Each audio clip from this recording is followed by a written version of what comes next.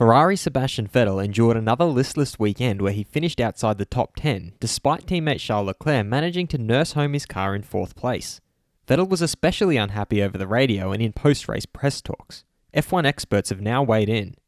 I'm your host Dillon Shelley, and first up on Formula World, can Vettel and Ferrari last the full season?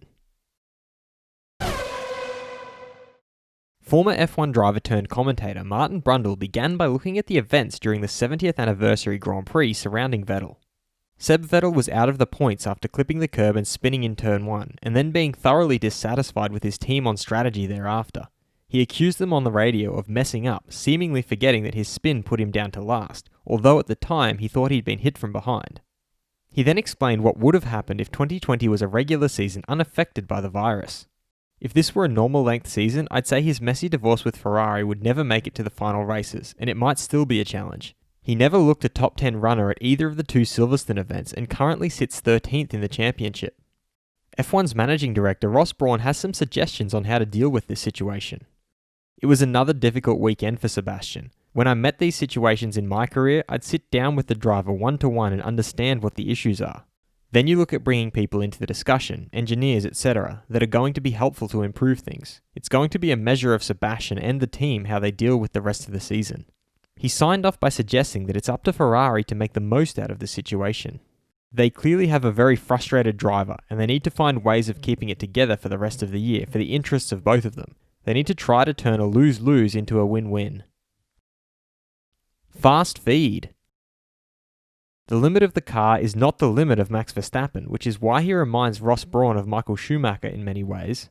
He also revealed that when he was in charge at Mercedes, if Lewis hadn't joined when he did, Nico Hülkenberg was their next choice.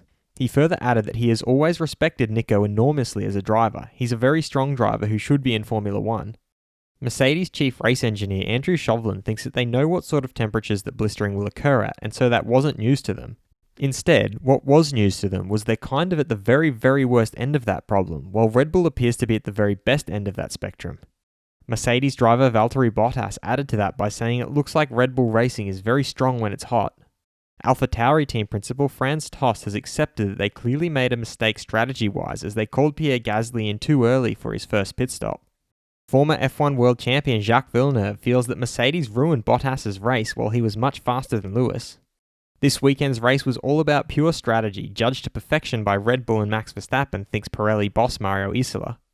Toto Wolff explained that they are in principle in favour of a fair sport and therefore also for the fair distribution of the money. At the moment, however, they are the biggest victim of the new scheme. Ferrari has kept their privilege and Red Bull has the advantage of two teams.